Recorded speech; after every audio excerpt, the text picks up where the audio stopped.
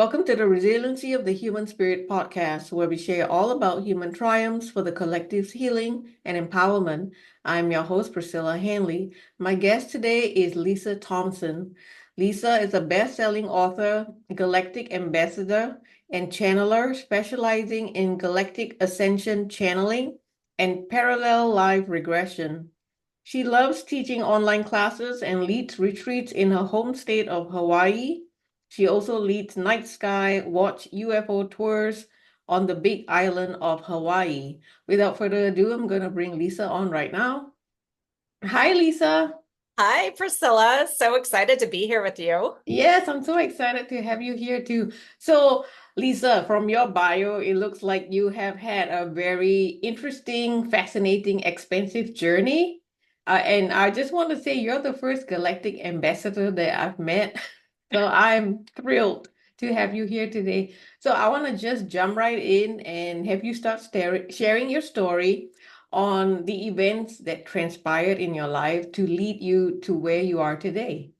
Okay, well, so as far as the Galactic Ambassador piece, I have been an experiencer contactee my entire life. And my first conscious memory of being taken onto a spacecraft was when I was 15. I have been with many ET groups throughout my childhood, but I wasn't able to remember them. But when I was 15, they let me remember a specific experience where I was taken to a moon of Jupiter, Io, and it was inside of that moon. And I was being toured around what looked like a hospital facility. And I was able to have a conversation with my ET guide about like why I was there, because at that particular time, I wasn't like I was being shown around rather than being one of the people that was being tested, because there were different Earth humans that I could see in different rooms being tested. And so my question was, why are we here? Why am I here? And he said that those of us that had been brought there were being tested to see if something happened to Earth, if we could live in an environment like that or something similar. Now, this was back in 1988, where we were still in the Cold War, on the verge of World War III. And so there really was a timeline where something major could have happened. So I came back thinking I'm laying in bed and I'm just like, okay, that is the weirdest dream I've ever had. And I just, for several months, thought, okay, weird dream. But with dreams, as you probably know, we forget details within the first 10 minutes. And I never forgot details. Now, at the time, my mother and I were participating in a spiritual school of enlightenment. So I have this whole different kind of spiritual metaphysical background where we were learning about higher consciousness, creating your reality, things of that nature, as well as ETs. And so a few months after the experience, I was reading Whitley Strieber's book, Communion. And for those who haven't read that book, he's sharing his experiences of being taken by gray ETs. Mine were not a gray race, a race that I still don't even know like exactly who they are, because they're not from Io, they just colonized inside. But I was reading the book, and at the end, he's interviewing different people that had been taken, and they're all having the same kind of gray ET experience that he's having, except for one guy had a completely different experience where he's telling Whitley that he had been taken to a moon of Jupiter and told he was one of the chosen ones. And Whitley makes a little side comment, kind of sarcastically saying, I hope it isn't Io. And as soon as I read that, head to toe chills and tears started coming down my face. And that was my body's way of telling me that was a real experience. That was not just a dream. Now, I went and told my mom, knowing she would believe me because we were part of this spiritual school and she wouldn't think I was crazy. And she got really excited when I told her. And a few days later, she introduced me to another student at our school that had formerly been very high government, who knew about the different ET races that our government knows about and even works with. And so when I got to the part of describing, what they looked like, he was like, I don't know that race. He said, but we don't know all of them. There are so many out there. But he said, you had a real experience. And so having that validated right away, like, within a few months of the experience happening by my own knowingness and then by this external source was huge. And it planted the seed for me being now coming out 3.5 years ago as a galactic ambassador and channeler. And so I've had this very interesting spiritual experience my entire life, but I, for most of my life, hid who I was because it wasn't safe to talk about these kinds of things through the 80s, 90s, even through up until recently, because my career path has been very interesting. I have a PhD in biology, and all my grad student friends thought I was crazy talking about ETs and Sasquatch and mermaids and things like that. So I just learned, okay, I have to be very careful who I share this information with. And I moved here to Hawaii 3.5 years ago. And when I moved here, I was able to let go of all the like normal mainstream reality and really step into who I'm here to be. Wow, so awesome. So let me go back about the first experience that you had on the craft, the one that you remembered. So I actually have two questions. What did the being look like? And the second question is, what were the prerequisites for choosing some humans over others? Okay, so that's both good questions. So when and what I will say, he appeared as human when he first picked me up. And like he was maybe a 20-year-old male. I'm 15, so that's kind of what I interpreted. He also, like, I felt like I knew him, like he was my friend. So I had no fear when I got picked up in this craft. And it just felt so normal. And but when he was touring me around, everyone there looked human. And one of my questions to him was, are you human? Everyone here looks human. And he said, no, we're humanoid, but we disguise our form because it tends to scare people. And so at the end of the tour, after being shown around, so number one, I was always a very curious child and I was obsessed with animals, and the weirder, the better. So I asked him at the end if I could see what he really looked like, because I didn't think that I would have any fear, no matter what the form was. And so he was about 7 feet tall. He had pure white skin, big dark eyes, and very long red hair. So very extreme in his coloration, his size, and he had triads tattooed on his cheeks as Wow. well. So I could see why, if with that kind of extreme, scary clown, if you can imagine that, that's kind of what it looked like. And so I could see why people would be afraid. Now, as far as this particular group, a few years ago, I was working with one of my friends who's a psychic medium, and I was trying to get more information about this group because I've looked in different books trying to find other people that have experienced them and who have described them, and I haven't found anything. No one has written about this group, and so I was really curious about that. So when I was talking to my friend Lee, and he was tuning in, and then he was getting information from them, and they're actually not really known to Earth because they don't interact with a lot of Earth people. They're also very neutral. They're not part of any of the galactic federations. They just keep to their own business. But they are connected to the Arcturians. And so some of my family are Arcturians. I have a very strong connection. That's the first group that I started channeling.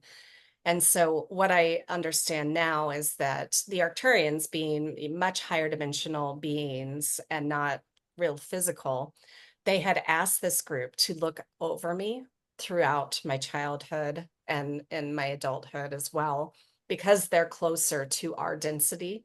And so that's why there were particulars of us that were chosen for that specific group. Now, I am also part of the Zeta Hybrid program, but a lot of people are part of that program, right? So, but this group, they just, there are not that many people, from what I Right. understand. So for our audience who don't know, can you explain a little bit more about what the Zeta hybrid program is? Because I think it's gonna blow people's minds. Yeah. Well, so okay, so Zetas are a specific gray ET race, and in fact, when people think of the typical alien or ET, they think of a Zeta.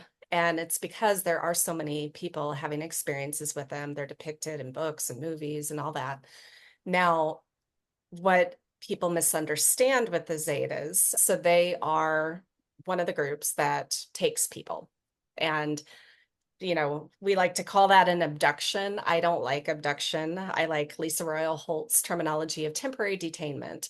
And from my perspective, knowing more from a higher perspective, spiritual thing, that we have soul level agreements to be part of these programs. And so there's nothing scary about it. So for me, I know I signed up. I have parallel life as a Zeta, parallel life as a Mantis being overseeing this genetic engineering. But with the Zetas, what had happened is that they had bred out emotions. They thought logic was the best thing. But what happened is that they ended up going sterile and having to clone themselves. And their race was dying out because of this. And so they realized their mistake in terms of breeding out the emotions. And they formed an agreement with humans, who we are this beautiful melting pot of different ET races. Like we're pretty special, actually. I mean, there are other groups probably out there in the universe like us, but we have so many different things. And so the Zetas are taking the best parts of their DNA, the best parts of the human DNA, and creating a spiritually advanced hybrid race of beings that they can reincarnate into, and humans can also reincarnate into, should they choose. So Right. there's nothing scary about it from my perspective. And people who have had these experiences, when they get regressed or hypnotized at a deep enough level to understand like what their role is, then the fear goes away. But some people feel violated, like, oh, my sperm was taken, oh, my eggs were taken. But it's something that they agreed to, whether they realize it or not. So when you say something that we agreed to, okay, so I'm just trying to put this in perspective. There's like infinite timelines, Mhm. parallel realities, and there's Yeah. like infinite versions of us in these Yes. parallel realities. And so when you say that, I agreed to do this, but which version of myself agreed to do this, right? Right. Well, and so this one, like for me right now, this one that is here having the conversation with you, this version of me and many, many similar versions in parallel timelines agreed to be part of this program so that I can help share the message that they're our family. There's nothing to be afraid of. And there's nothing external to us to be afraid of, even though we perceive fear. But that's really, uh, fear isn't real. Yeah. Yeah, it's fear is something that we project and we create for ourselves. Yeah. I believe that everything that we experience in life is neutral, Mm-hmm. but with us being in this polarized reality, we have to put meaning like, oh, this is good, this is bad, this is right, this is wrong. But if you really step back and take a look at it, everything that we experience in life is neutral and it's there to teach us a lesson and to help us evolve. It's really Yeah, opportunities and gifts for us. absolutely. And that's one of the things that my different ET groups share through me and to me of like, it's just a mechanism of evolution. That's what polarity is for us, to learn and grow and expand, just like you just said. Right. You talked about your first experience with the ET being that took you on a craft. So it appears to me like he's more like maybe your guide, like he was sent to watch over you. Mhm. So I want to ask you this question. What are the differences or similarities between the roles or purposes of our spirit guides and ET guides? For example, What purpose does a spirit guide play for us, and what purpose does an ET guide play for us? Why do we need these two different types of guides? Well, we have even more. We have animal guides, we have our angels, we have our elementals. So we all have a massive team of guides from different realms, different dimensions, and they can't interfere with us against our free will, but when we ask them to help us, then they can step in. And so some people really, if especially people who grew up maybe in more religious households who believe in angels, they resonate more with that energy or that concept rather than maybe ETs.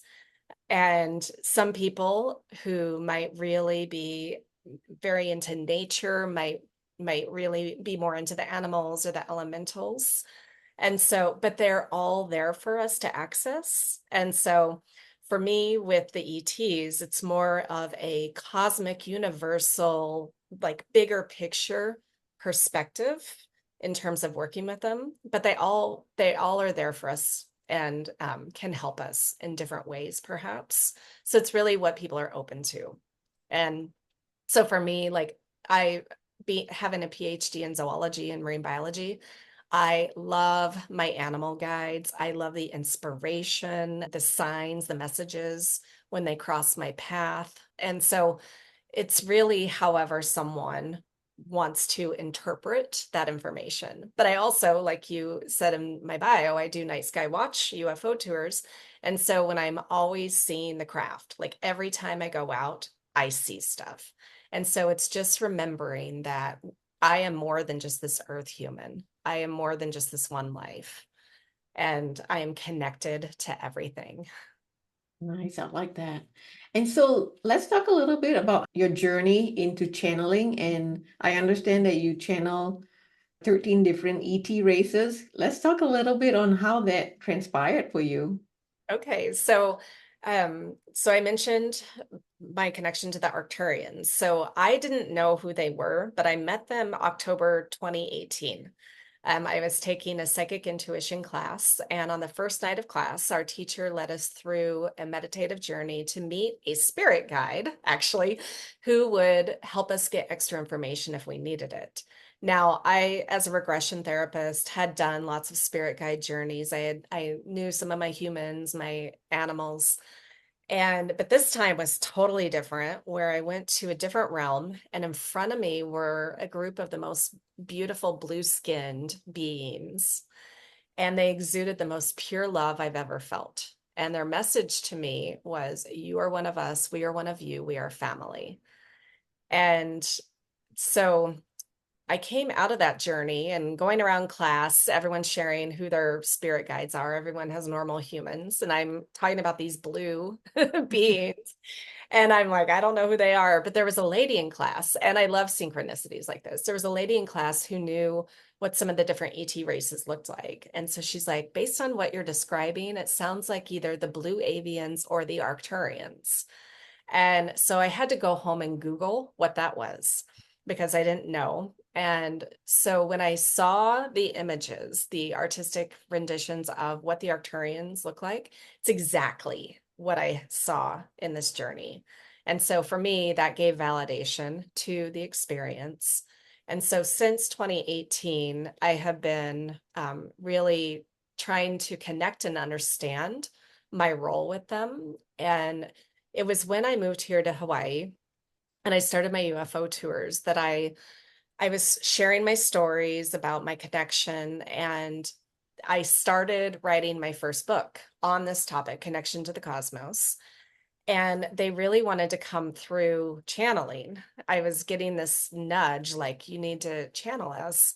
And so I let it come through writing at first, but then they really wanted me to open my vocal channel up. And so I had a session with my friend Tracy where she put me in a, somewhat of a regress state. And that opened up my vocal channel. They spoke through me for the first time. And then I took a channeling class with my friend Kira, which really then opened up the vocal channel. And so And I had some hesitation to channel because that spiritual school that I had grown up in, it was a school that was taught by a channeled ascended master.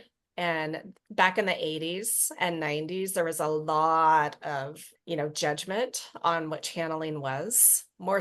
People are more open to it now, but a lot of judgment and the stigma of like that I was in a cult, and it was kind of a cult, but the messages that we were being taught were beautiful. And so I never thought that I would ever channel. So anyway, I had to get over that. And so I started vocal channeling. And so that was in 2022. And then beginning of 2023, they were like, okay, now it's time to bring in some of your other groups. And they had me write a list of names down. So I just wrote a list and of 13 different groups, including the Arcturians. And what they had me do was just trust that in each session that I would bring through that energy and the messages that they really wanted to share. And so I set it up. I had, we'll call them students or people that were witnesses to these sessions. And I just let it come. And what I realized, so in 2018, the Arcturian that was more of the spokesperson that I was communicating with, what I now know is that's me. That was me talking to myself.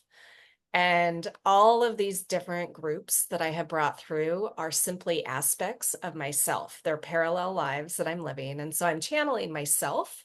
I just have to learn to tune into these other things. And so when I realized that it was me and that there was nothing that was going to be, negative or anything coming through, because I have learned, okay, definitely I need to raise my vibration to be able to tap into the higher dimensional realms, that w- everything is a beautiful message from those higher perspectives.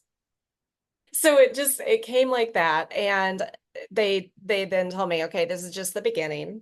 You know, you're going to have more groups come through and you're going to get deeper and deeper in these connections.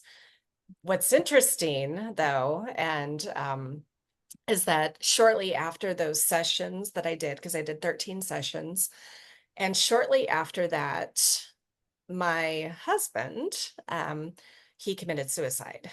And so that kind of tapped things down just a little bit. I needed space. And so it's only recently that I've started doing the channeling again since that experience.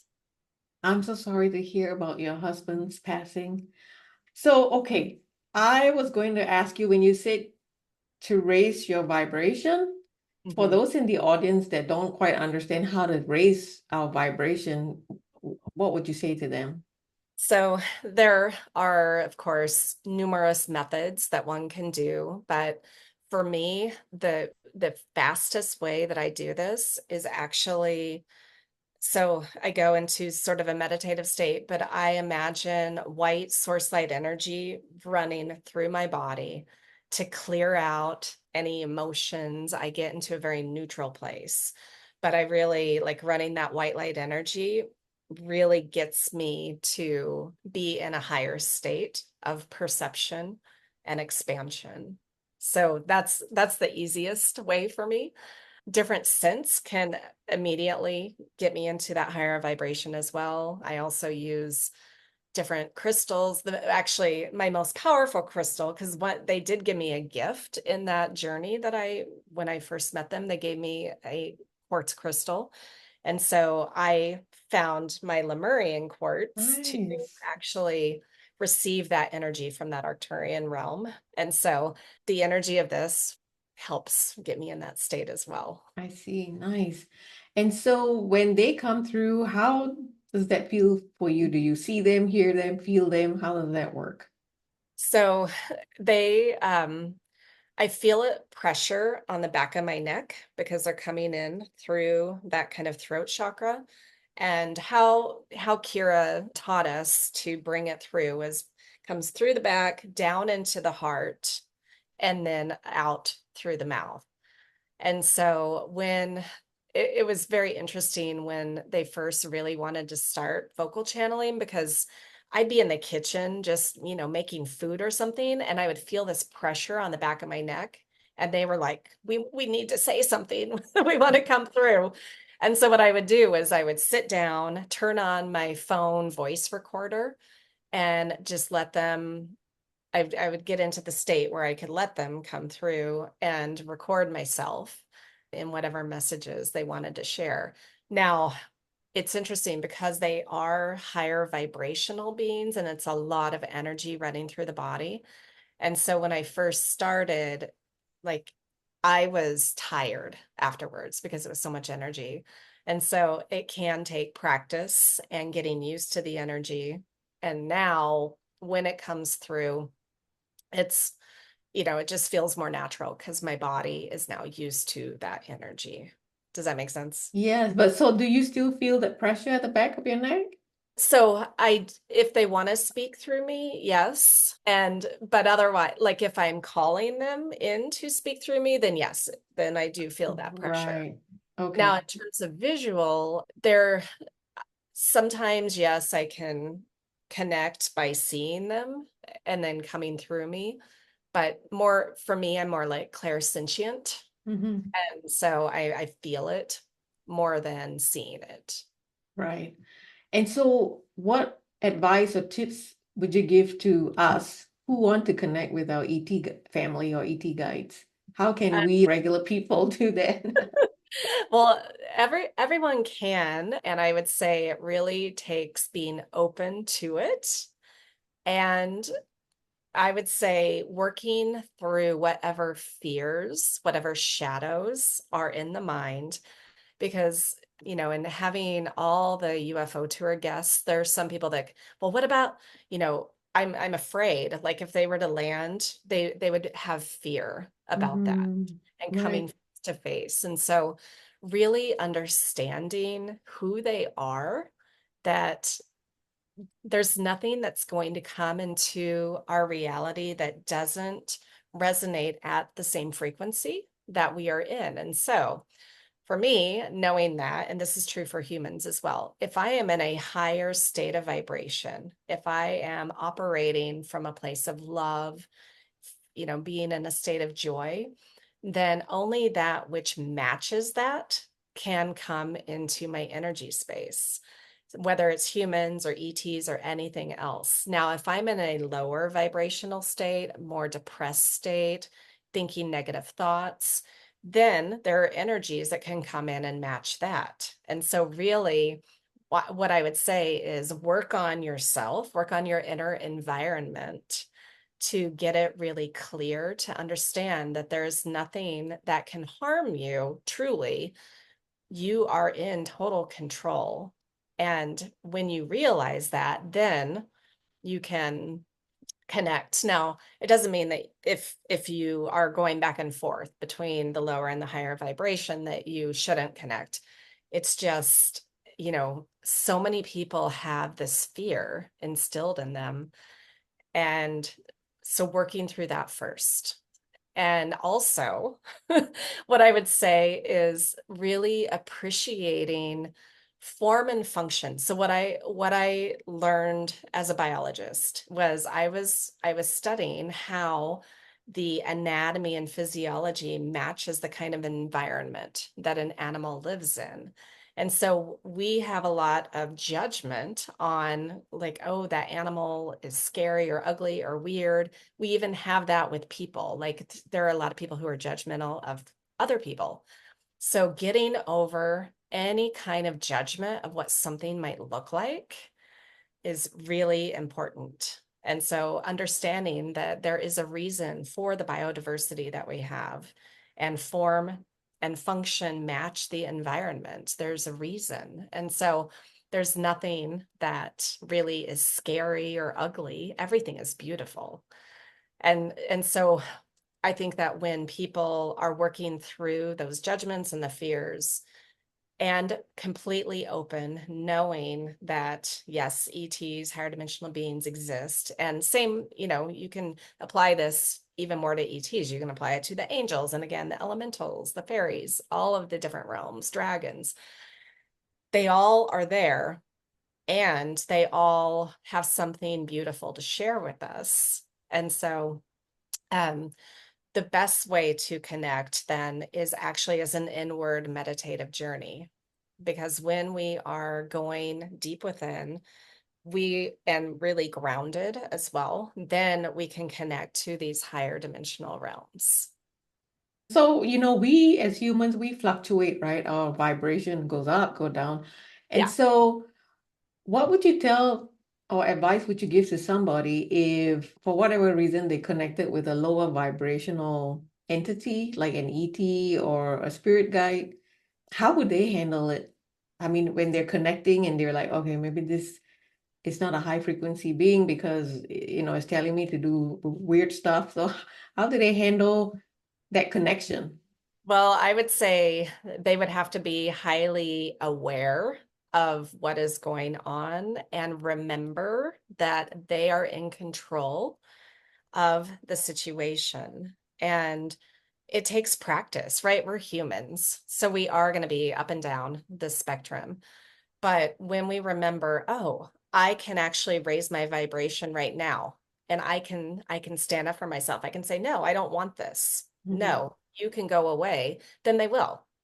And so really it's taking our power back that we are in full control of our experiences, even though we have been conditioned to believe that we are not, that things are being done to us.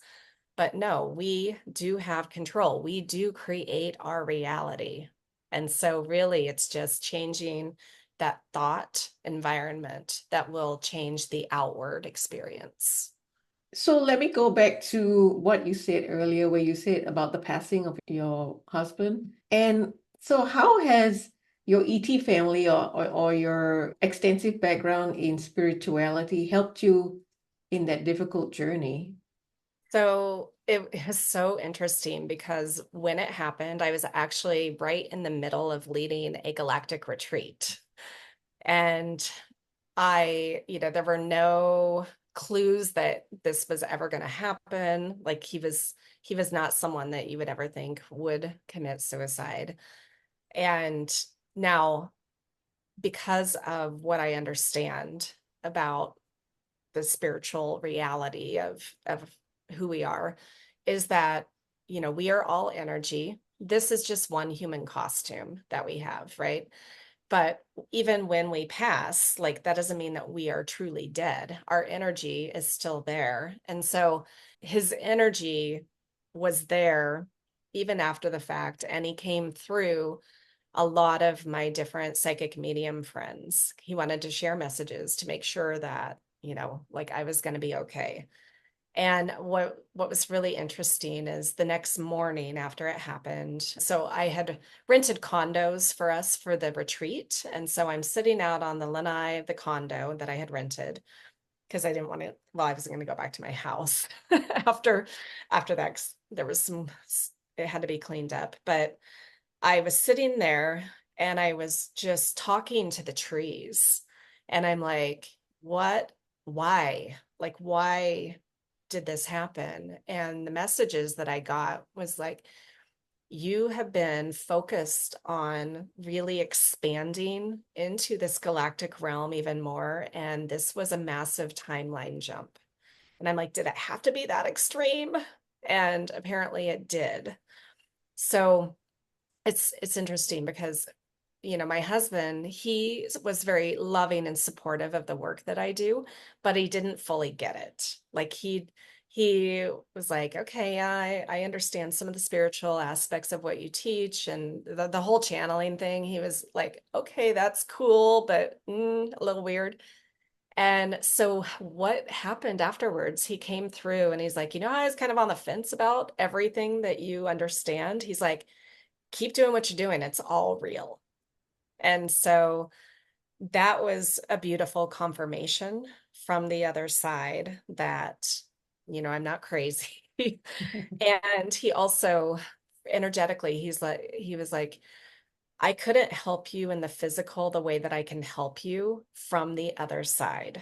And he said, I will be bringing you people and opportunities. I am there for you. I will help you in more ways than I could. And so I believed that. I trusted that. He also, a very important message that I think anyone who has past loved ones, that he was like, it is okay to be happy sooner than later, because like there's no time on that other side. And so they don't understand why people have this long drawn out grieving process. And he's like, you are there to thrive on earth. It is okay to be happy and to live your life. And even in terms of love, he's like, you need romance in your life. That helps you to be creative. And he said, so I'm going to bring you your next partner. You're not going to have to go through a bunch of losers. And so and he's like, I know you don't want to hear this right now, because again, that was within the first week or two of his Wow. passing that he was very clear. And so I just kind of stayed open to that. I worked through very, because I do have different processes that I teach people, I do it myself, so I practice what I teach. But I really like to work through those emotions. And I he did bring me someone. And so now I'm, almost 7 months into a beautiful new relationship with someone who, because he set the bar high with that love and support that he had given me. And I'm like, okay, well, but the next person also has to be deeply spiritual and galactic. Like they have to fully get me. And the person that came in, all of that. Wow. I'm Yeah. having chills, by the way, as you're talking. Yeah. And I know that some people in my life, they don't understand at all, like how I'm still like not in the grieving kind of process and not being the typical widow kind of energy. But I do know that we are more energy, and we have like all the lives are existing simultaneously. So I do have other lives with my husband. I have other lives with my new partner. This was a soul level agreement. We all agreed to play these roles for each other. And so it's not just because his physical body isn't here, I still have that connection with him always. Thank you for this such a powerful message, and I think it can help people who are going through grief. So I want to ask you, do you hear him, your husband, I or no? I have. It's been interesting because since my new partner has come in, I haven't connected as much like directly. But okay, so we were talking about animal guides and other things before. So right the first few months after he passed, how he was showing up to me was in the form of giant cockroaches. Oh And gosh. I was like, what? I mean, and in a 24-hour period, there were 9 massive cockroaches in my bedroom and bathroom area. And, I live in Hawaii. We do have cockroaches, but there might be one like once a month flying into the house. It's not like an infestation. But so these cockroaches were showing up, and my best friend Jen, she was staying with me for the first 3 weeks after this happened. And I'm like, I kept bringing her in. Oh my God, Jen, cockroaches, there are more. And and so I was like, oh, I better look up the spiritual meaning of this, because there's some reason why these cockroaches are showing up. Well, if you think about what cockroaches are, they can survive nuclear war, right? They are survivors. And they can go in a microwave and survive that. They can survive everything. And so the message and why he was coming through in that way was, I am a survivor. I can survive anything. And so, even though, again, most people are like, ooh, gross, cockroaches, because they have that judgment. But if you understand, like, the reality of that particular animal or insect, then you can get the message. And so as soon as I acknowledged, like, okay, I get the message, you can stop at the cockroaches, then they stopped coming for a while. But now when they do come, I'm like, hi, Skip. And and like even a few days ago, there was one that came and it just I was outside, it landed on my leg, and my new partner Isaiah, he's like, "Oh, hi, Skip," because he knows that when they come and land. That's so interesting. And what I mean, the other part that's interesting with the cockroaches is that so my husband, he had been in the mortgage industry for like 27 years. So he was a mortgage banker. But when we moved here to Hawaii, he decided to switch careers because mortgage was stressful and he just wanted to change. So he ended up working for a pest control company doing sales and as a home inspector. And so that's also like why it was so like in my face because I'm like, how like people get birds and butterflies, like you're coming in cockroach. But it was because of that whole pest control. Like he knew Right. it would get my attention. Oh, wow. I know spirit is can be very creative, right? I Yeah, mean, you took the time to kind of like put two and two together. I did, but I had to be really curious about it of like, instead of like calling the pest control company, like, oh my God. And it wasn't an infestation because they just fly in. It's not like Mm. they're running around. It's not like the little German cockroaches that get in your kitchen cabinets or anything like that. No, it's Oh yeah, so I've lived in Hawaii. I know the cockroaches are like this big.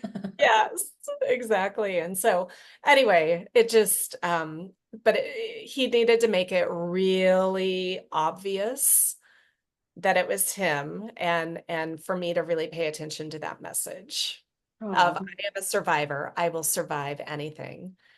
Yeah. yes. Yes, you are a survivor. You are resilient. Yes. So I That's know hence why you're on this podcast. So I want to go to your business right now. So I know you mentioned that you do UFO tours. And before we get into your business, I just want to ask you, what's the purpose for all the UFOs? Like, you have a lot of sightings, right? Every night you see yeah. UFOs. So what's the purpose of them being around Earth and maybe not doing anything, like just hanging Well, around? so from what I understand from them is that number one, they can't interfere against our free will. And so, but we have up to 22 different ET races in our DNA. And so some of them are watching over us because they're our family.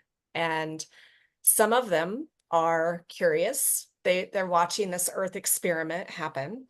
Since the 1940s, when we developed atomic weapons, we all of a sudden became very dangerous toddlers here on planet Earth. And everything we do here has a direct ripple effect out into the solar system, the galaxy, the universe, through dimensions. And so some of them are making sure that we do not destroy ourselves or Earth because we have had major cataclysms in the past in Earth's history. And they don't want this experiment to have to restart, but it also directly impacts them. And so the ones that are just out there that we're seeing, a lot of the craft, I do believe, are part of the different galactic federations that are just kind of patrolling Earth. They've been known to take out nuclear missiles that have been launched. They have shut down nuclear missiles that have been activated. They're seeing around nuclear power plants. Like they care about that. They're seeing, like when the Russia-Ukraine war started, lots of UFO sightings. And so, here in Hawaii, we do have nuclear kind of stuff going on, but we also have on my island the most active volcano in the world, and they're commonly seen around dormant and active volcanoes.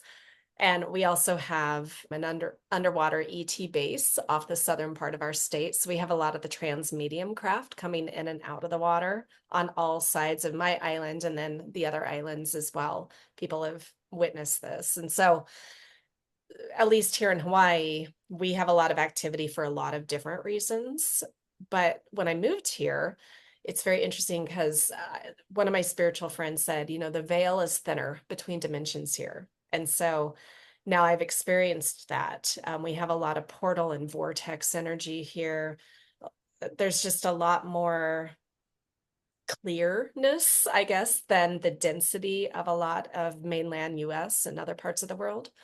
Now, of course, there are other places like this around the world where maybe the veil is thinner between the dimensions. But I think that that's also a reason why we see so many things. And I'm always asking for them to show themselves. I am inviting them because, again, they can't go against our free will. They do want to be known and seen. And some people are ready and open and they will see these craft, and other people are not open and ready. And you can have two people sitting next to each other, one of them seeing it, the other one not. So it all, it's just opening that mind up. Right. And plus, Hawaii is sacred land, it's part of the Lemurian land. So I It is. think they're there to kind of like take care of the land as well. Yeah, and there's a very strong Pleiadian connection with Lemuria, with all of the Pacific Rim countries. They all have their native origin stories of that they come directly from the Pleiadian star people. And so I know that some of the craft that I've seen and experienced are definitely Pleiadian craft. Wow, so cool. I would definitely need to have you come back on next year and we'll talk about more UFO sightings and stuff. So, okay, let's go to your business. So, apart from the UFO tours that you do, what else do you offer to the collective? So my over the last few years, since I've started really channeling these different groups, I have created my own modality of healing called Galactic Ascension Channeling. And really, it's channeling energy from these higher dimensional realms. And the groups that I specifically work with this are the Arcturians, the Syrians, and the Mantis. And so the Arcturians are great for emotional healing, the Syrians for physical healing, and the Mantis are just master healers. And so I'm bringing through their different energies. So part of it is regression, part of it is sound healing. There's light language that I'm channeling, and then the energy that I'm channeling. And so, really, that specific modality is about healing traumas, stuck traumas, because the more that we can clear out the gunk that's stuck, the more that we can expand our minds. We can get over the judgment of ourselves, the judgment of other people. We really start shifting into higher perspective and getting out of the polarized reality. And that's what that's about. So now I also do, in my bio, I call it parallel life regression because, I was trained as a past life regression therapist, but in the quantum realm, there is no past, there is no future. All timelines exist simultaneously. So I've been trying to change that terminology for people to understand it's parallel. Lovely. And I agree, it's parallel, it's not past or future. So, I understand you have a free gift for the audience today. Yeah, so I have put together a 20-minute meditative journey to meet your galactic family and guides. And so this is something that you can do as many times as you want because in my experience, people who have done it multiple times, sometimes they will get the same group coming through, but get more deeper messages. And then other times they will experience different ET groups coming through and they'll realize like how big their ET team is. And so really what I'm trying to do is help as a galactic ambassador, help bridge this understanding that, we really do have ET guides and family and there's nothing to fear. Where can people find you if they want to work with you? So I've got two different URLs that lead you to the same point. So Mystic Manta, like a manta ray.com, mysticmanta.com, or drlisaj.thompson.com. So that's where all of my healing services, my books, my oracle decks, all of those are available. I'm also teaching a certification program in my modality. And then if anyone's interested in the UFO tours, then that's bigislandUFOtours.com. And then I'm very active on Facebook, a little bit on Instagram. I do have a YouTube channel where I have my own podcast, Connection to the Cosmos with Dr. Lisa Thompson, where you were one of my guests. So yeah, so I'm on those different platforms, and you can reach out to me via email or message or however. Wonderful. I'll put that in the show notes. So, okay, we have like 5 minutes left, and I have a signature closing question here that I ask all my guests. And you are certainly invited to answer this question, or if you want to bring your ET family through, I am open to that as well. So, the question here is, what is your closing message for humanity to help in our collective healing and empowerment? Hmm. So timely with everything going here on Earth. And so this is something that the different groups have shared with me. So it'll be kind of a conglomeration of what they share about this, because so as we've just talked about, all timelines exist simultaneously. That means there are multiple Earth timelines coexisting right now. And what they want us to do is to focus on our own environment, our own reality. Stay out of the news, stay out of the media. Do not buy into the polarized fear. Stay out of whatever's going on with the wars, the politics, the religions, and really focus on what it is that you want to create in your reality. Because the more that we can hold the vision of a beautiful, harmonious earth where love and compassion and empathy are what is actually going on, the more that we can hold that focus and the emotion as if it's already existing, and we live that, we fully embody it in our everyday life, then that energy propagates out into our community and things start to shift. And so we can have our own experience of Earth that's completely different, maybe, than our next door neighbor. And it's because we are creating our reality. And again, the more that we are holding that focus and not getting into the fear at all, because there's so much that I'm seeing it all over the social media now, the fear of what's going on in our country, but then even globally. And so the more that we can just really focus on us, getting over our own judgment of ourselves, then we stop judging other people and really understanding that all of this from this higher perspective, that we are all connected, we are all one. And love is the universal law. And so when we come from that place, then the reality changes. Thank you. Such a profound, important message. And I do agree. It all starts with us, because if we're emitting the high vibration, we're actually anchoring it into Mother Earth. So Yes. that's how we're helping the world, really, if you Yes. think about it. If we heal ourselves, stay in a Mm. high vibration, we are helping Mother Earth. We are. Mm-hmm. So thank you, Lisa, so much for joining me here today, and for sharing your wisdom with our audience. I so enjoyed our conversation, and I mean it. I will have you back on next year to talk more about the UFOs and the messages from your ET family. And so, like I said, thank you again for being here today. Well, thank you. I've really enjoyed our conversation too. Me too. And for everybody who's watching and listening, thank you for your time. And until next time, bye for now.